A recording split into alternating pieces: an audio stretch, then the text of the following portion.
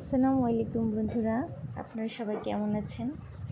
বৈশাখ জ্যৈষ্ঠ মানেই হচ্ছে বাড়ির সব ন্যাচারাল ফল, আর আমি আজকে আপনাদেরকে দেখাবো সেই সব ফলগুলোকেই।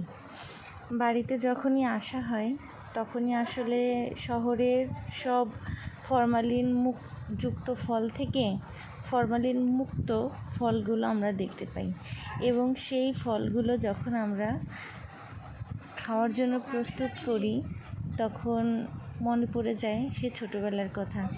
তো আজকে সেই ফলের মধ্যেই একটি হচ্ছে এই যে আপনারা দেখতে পাচ্ছেন গাব, যেটা পরিষ্কার করছে, গাছ থেকে পেড়ে নিয়ে এসেছে আইমান।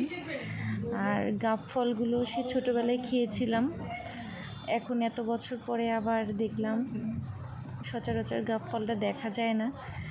বিশ্বাস করেন, অনেক দিন পর এই ফলটি দেখে খুব আনন্দ হচ্ছিল এবং খেয়েছিলাম। তারপর আমাদের নিজেদের গাছের আতা ফলটাও এখন খুব বেশি দেখা যায় না। নিজেদের গাছের আতা ফল আইমান সেটাকে পেড়ে নিয়ে আসছে খাওয়ার জন্য। তো অনেক বছর পরে সেই আতা ফলটাও খেলাম। আতা ফলটা ভীষণ মিষ্টি ছিল। গাছের লেবু দেখেন, নিজেদের গাছের লেবুগুলো ছিল, কয়েকটা বড় বড় লেবু। আর এখন যেহেতু গরমকালে গাছের লেবু দিয়ে শরবত বানিয়ে খাওয়ার মজাই আলাদা।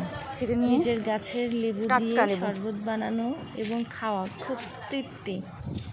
তো এটা আমাদের গাছের লেবু।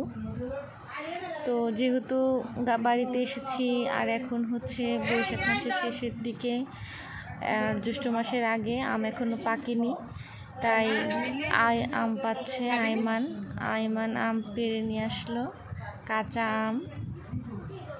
তো সব মিলিয়ে অনেকগুলো ফলের সমাহার একসাথে। আবার সাথে আব্বু বাজার থেকে বাঙি কিনে নিয়ে এসেছিল। ফলগুলো দেখে এবং খেয়ে খুব ভালো লাগছে। ধন্যবাদ সবাইকে, আমার পাশেই থাকবেন।